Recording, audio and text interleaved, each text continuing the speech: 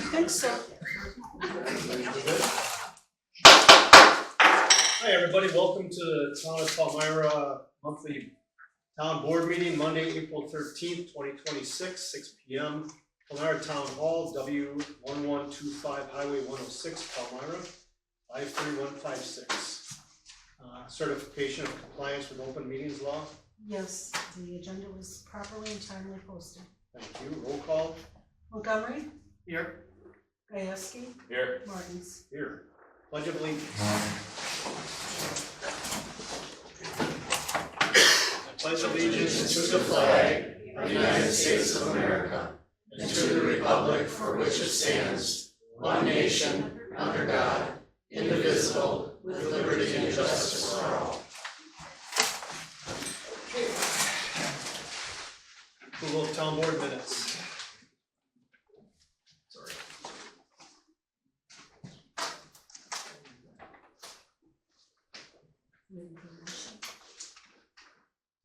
I would move to approve the town board meeting minutes from March 9th and March 19th, 2026. Second? Motion's been made and seconded. All in favor, say aye. Aye. Aye. Opposed? Motion carries. Approve payment of bills as presented. Roll call vote. Northwest Services, $8,117.50. Northwest Services, $2,461. GFL Environmental, $10,520.69. Johnson Block, $6,010. Harrison Williams McDonald, $1,364.58. APG of Southern Wisconsin, $79.25. Wisconsin Towns Association, $1,531.98. Mark Montgomery, $171.50. Susan Halser, $160.63. Jean Beck, $270. Margaret Burlingham, $142.50. Sandra Murphy, $112.50. Terry Orchard, $159.18. Leslie Ott, $233.49. Village of Palmyra, $94,998. Rob Martins, $369.40. Josh Gajewski, $230.87. Mark Montgomery, $230.87. Michelle Smith, $174.08. Michelle Smith, $3,329.22. Internal Revenue Service, $1,953.05. Community Insurance, $5,546. Aegis LLC, $600. Deluxe Business System, $546.53. Re-Energies, 2 checks, one for $71.16 and one for $191.46. Move to approve the bills as read. Second? Motions have been made to approve the bills as presented. Roll call vote. Martins, Aye. Gajewski, Aye. Montgomery. Aye. Motion passes. Public comment. Anybody on the same sheet?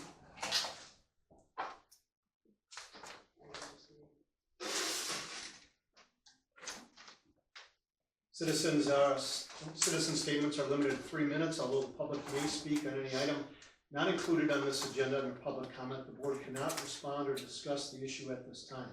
In accordance with open meeting laws, the board must notice an item on the agenda to allow for discussion on that matter.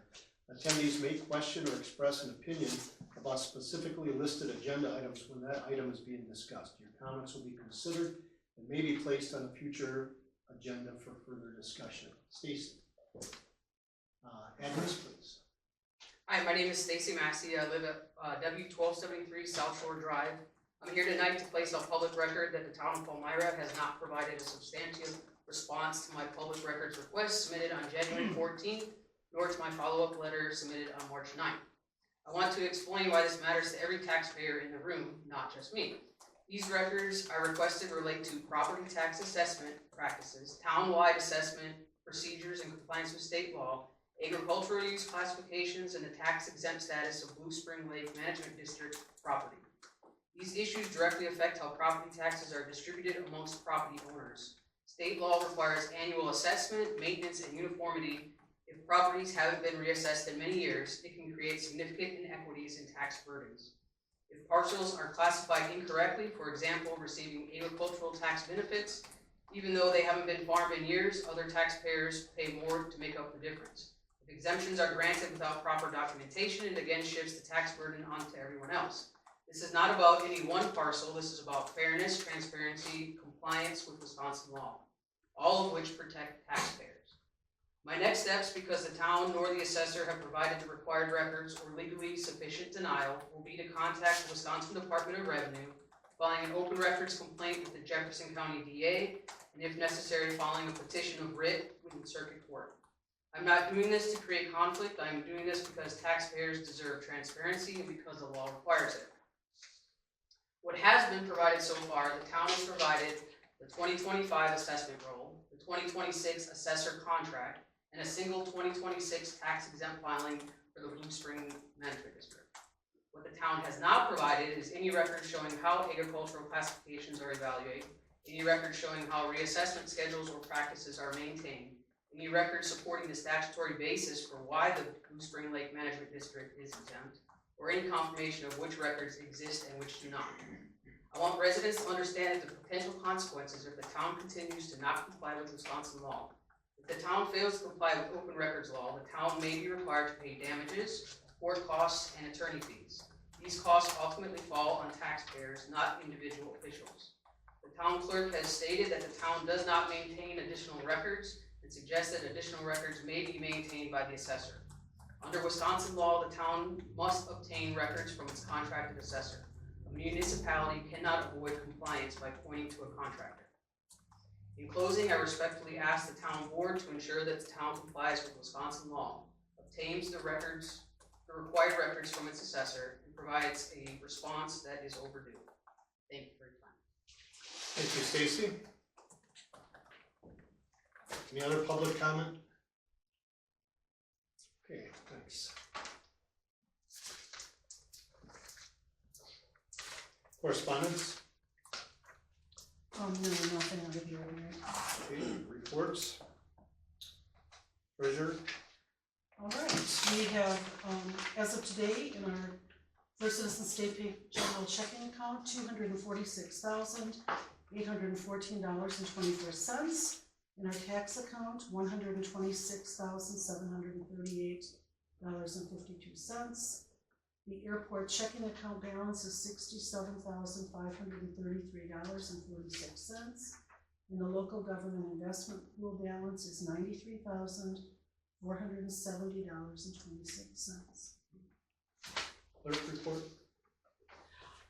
Nothing to report, except we did finish the election, 361 voters, everything balanced, the workers did a great job, and I believe that is behind us. Great, I would like to thank the poll workers for the effort they put in, they do a great job. Highway?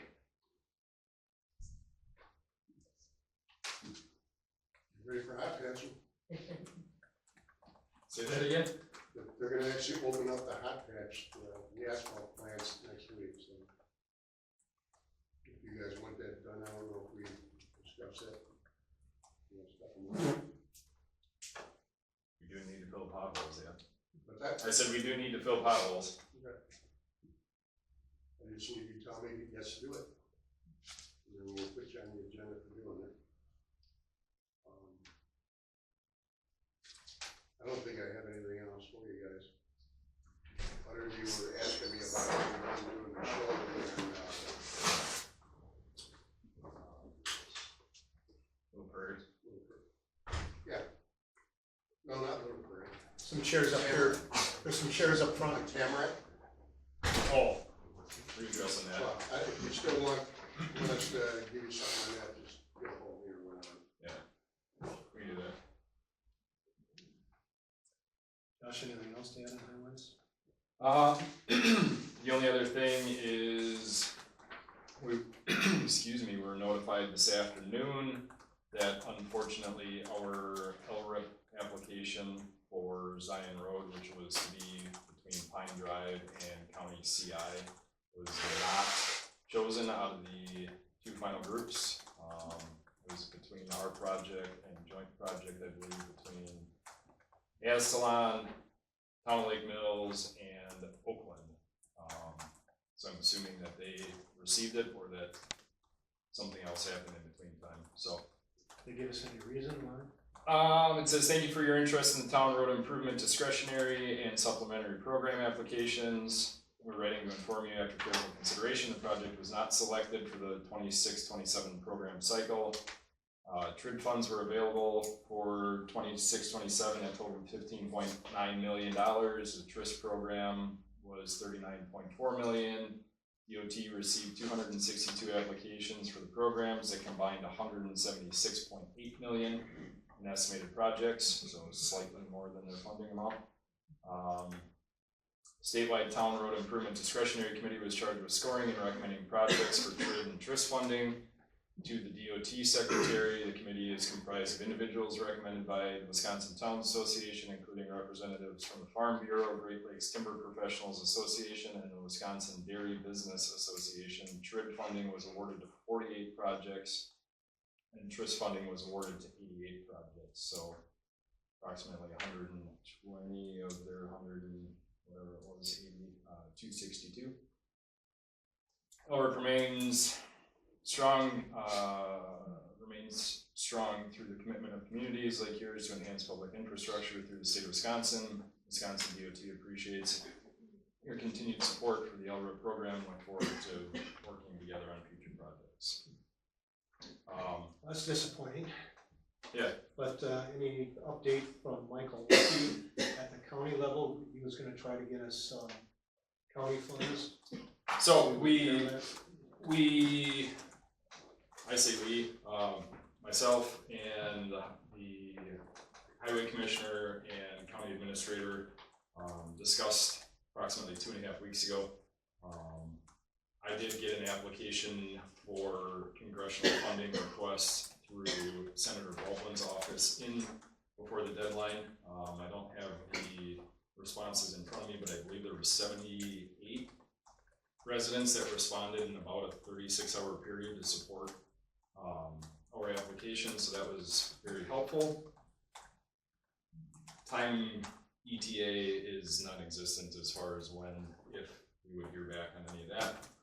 Additionally, we do have an opportunity to submit a very more simplified request to Congressman Fitzgerald, essentially the same House appropriations process except itemizing through them. So that deadline is coming up on Saturday, and I do plan on submitting generally the same similar information.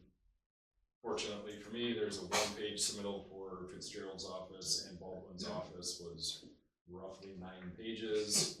And 2 of the pages required at least 250 character descriptions of what each one of the responsorial things were about. So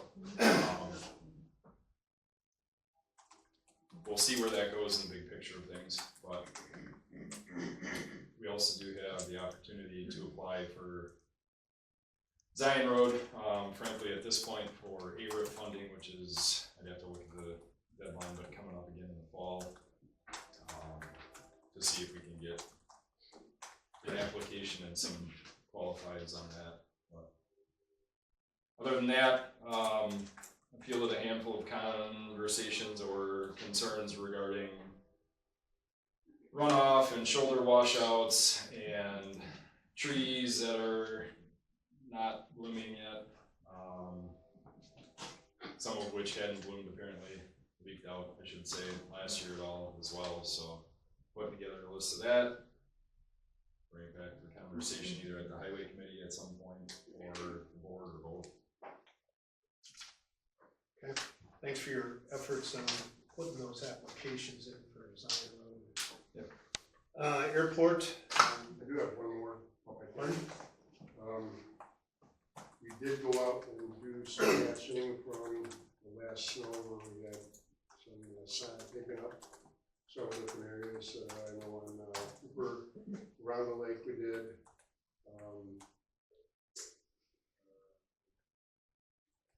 there was two places, I think one of our trucks got stuck, those were both taken care of. Everything we did was either the side was laid back down and put new dirt down and seeded it, or if it was right at the road itself, we left that shape because that means that the ground at the edge of the road was too high for the road anyway. But we did take the rest of the material away that went into the ditch. So I just wanted to let you know we did that. There was one spot on Marsh where the truck got stuck and about this much of the asphalt on the edge of the road was taken out. We will repair that. Yeah. So, and all that work was done with no cost to the town. Because when we got there, we did that and Ron paid all that stuff. A lot of this stuff when you're winging snow back or even plowing, like this last snow, there was so much snow came down, you couldn't tell where the road was. So I know the one gal that we had out here, this is her first year out here plowing this stuff, but it was just so hard to find the road during the middle of that storm. And I can understand why she veered off a couple inches or whatever. But just so everybody kind of understands that we did notice that all this stuff did happen. I talked to one gentleman over on Hooper, and we got that over there. So Appreciate it. if there is anything else, let us know. But we did kind of scoot around town and did not see anything that really warranted bringing a crew out. So. All right, thanks, tell Ryan, thank you for taking care of that, please. Okay. Checks. Airport, I don't see how. Fire department? Pardon? You didn't, you said fire. Oh, skip them. Fire department.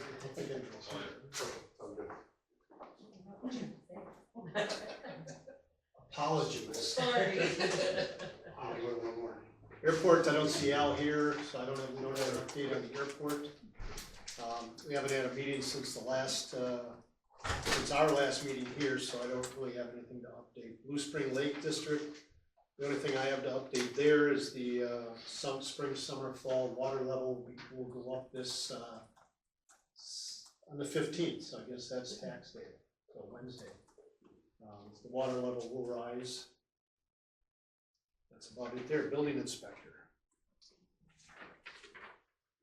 We got the building inspector report today, and there were two building permits issued, one for the solar farm with a permit cost of $7,647.50, and on Tamarack Road, an electrical permit for an addition. So of those fees, the town receives 10%, or $774.75. Thank you. Emergency management plan. Nothing updated. Sheriff's Department. Nothing. All right, new business. Number 6, action on bartender license applications for Jan Bilgen Craigs and Megan Bellin. We have two beverage operators license applications for the names just mentioned. They will both be working at the Forever Young event venue, and we're looking for approval. I'll make a motion to approve the bartender licenses for Jan Craigs and Megan Bellin. Second. All in favor? Aye. Aye. Motion passes. 7, discussion and possible action regarding a jurisdictional transfer of portions of the 700 to 800 block of County Trunk Highway H, Jefferson County, to the town of Palmyra. Want me to lead? Sure. Tonight, I see both President Borsegner from the village board, as well as Josh Meyerhofer, who is a representative of the village's engineering firm. More so than Tim, no offense to him, but I've had a couple of conversations with Josh in the last 6 or 8 months, whatever it's been since this was first noticed on our agendas. I don't know if you want to take the lead or if you want me to, so to speak, but also have had correspondence with County Administrator Lucky, as well as the Highway Commissioner Sean Heaslip regarding this transfer. So when this was brought to our attention in the fall, one of the theories was a jurisdictional transfer from the county to the town, and village. I had some questions that I followed up with Administrator Lucky about as far as the boundaries or termination points of where these sections of right of way would be, but hopefully in front, I see Rob's got a copy of it. Because of the way Whistler works for inventorying roads, there's sections that would be the villages, sections that would be the towns as far as how the mileage is accounted for, because they don't do split lane mileage. Blue Spring Lake Drive is very similar, where we get a chunk of it, then the village gets a chunk of it, and then we get a chunk of it, rather than trying to split inbound, outbound, northbound, southbound kind of thing. So one of those maps represents individual sections, so to speak, but the jurisdictional transfer document that Rob just pulled out here would essentially be step one of the process if the town board is on board with accepting a section of this right away. So it would transfer the various itemized segments to the village and to the town. And then secondarily to that, as was discussed in the fall, at least preliminarily from my standpoint and in more detail with Mr. Meyerhofer, as we've kind of gotten to this point anyways, is coming up with a memorandum of understanding with the village or an intergovernmental agreement with the village. Theory being is that the village has this development on, I'm going to call it the north side or west side of Highway H. And as part of that, they are planning to realign the section of Marsh Road that they have jurisdiction over. Somewhat to complete that, but at the same point, the county's interest in not maintaining an urban section of roadway, meaning through a village. The general request has been to do this transfer.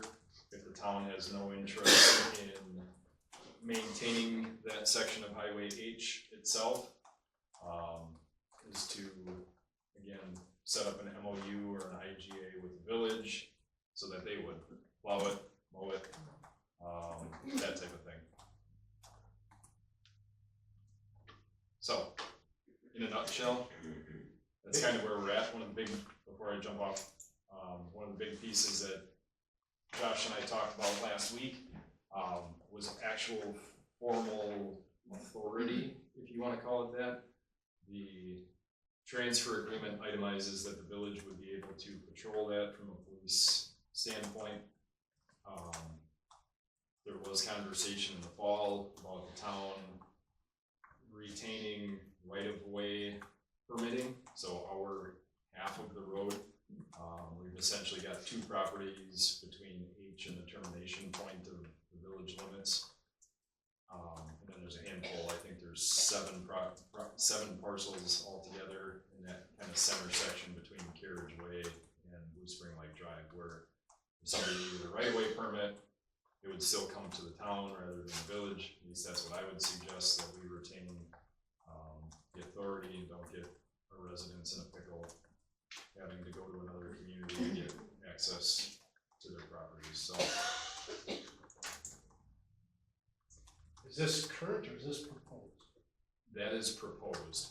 Currently, what happens is at this first yellow mark, at the village limits, if you want to call it that, Well, yellow means says both transfer to village, transfer to town. because it's a 50-50 split. Yeah. It didn't exactly print out. Are they different shades of yellow? Let me see if I can pull it. On this one, they look to be the same. That's very confusing.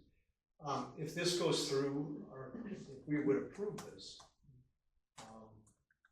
does the town lose any residents to the village? No, this is not annexation.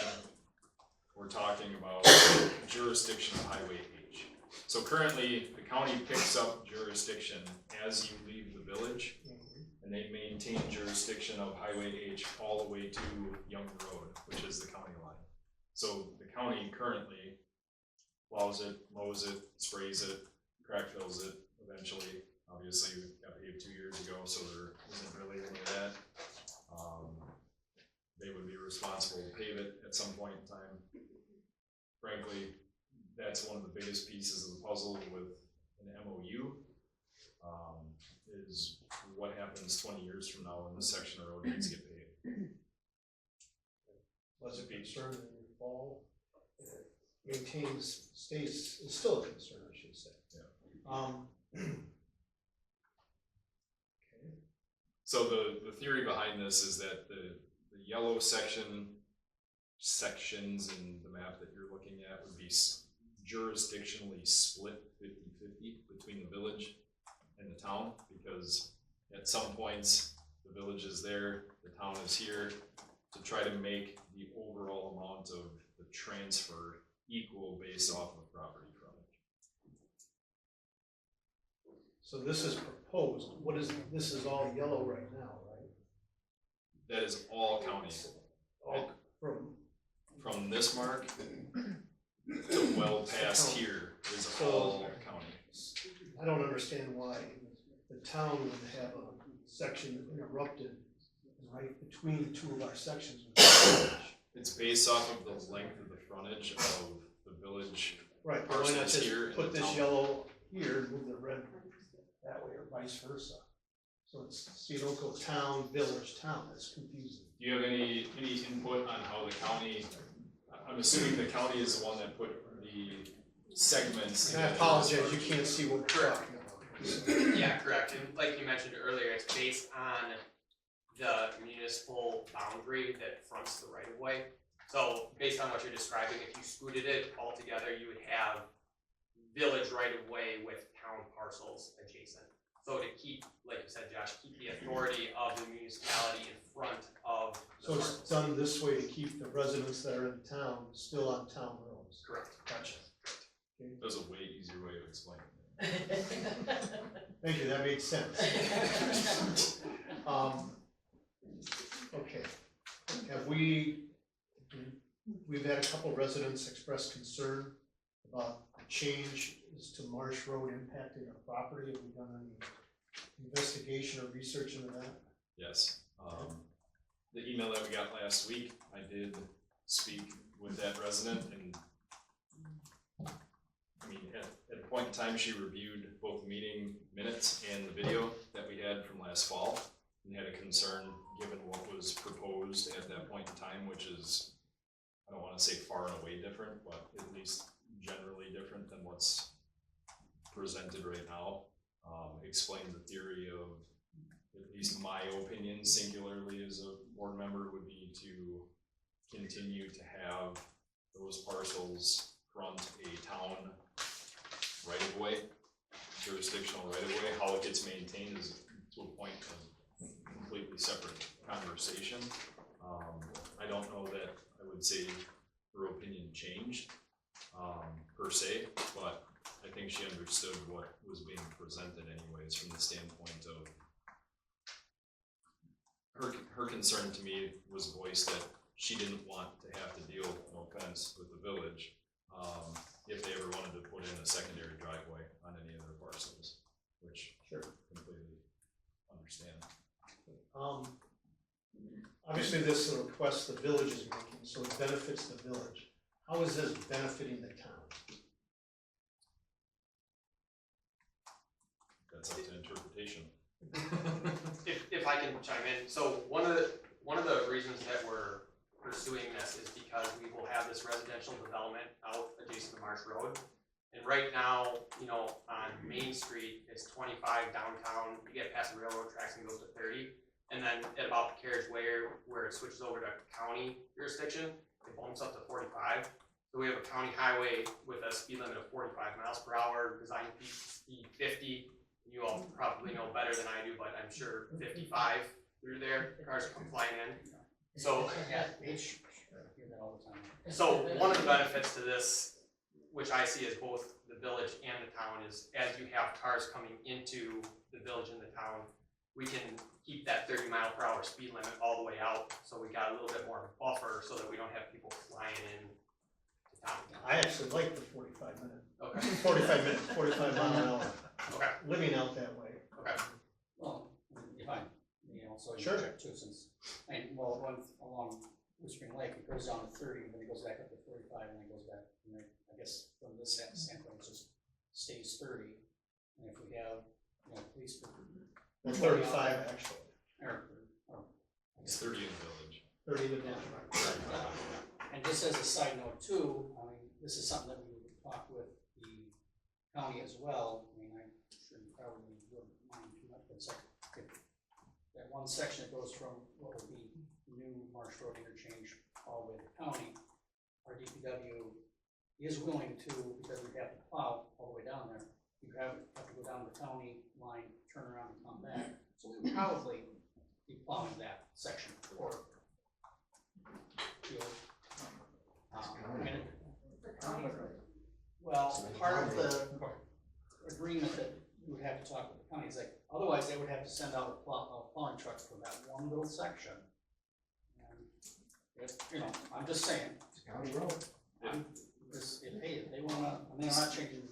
The county has, to Tim's point, the county has voiced the same opinion to me, that if this jurisdictional transfer happens, the county may set up an MOU with the village, because Highway H for their routes would only be from, call it the middle of the 800 or 700 block of H, 3/4 of a mile down to the county line, rather than having a county truck drive all the way through the village, all the way out to that piece to plow just to turn around and down back. The county is interested in not turning the jurisdiction over, but having them maintain it, because there's the next logical intersection for the village to turn around would be North Blue Spring Lake Drive. And at that point, they're half as much closer again to the county line. And that's So- just a matter of, like I said, it's a matter. What was the MOE, whatever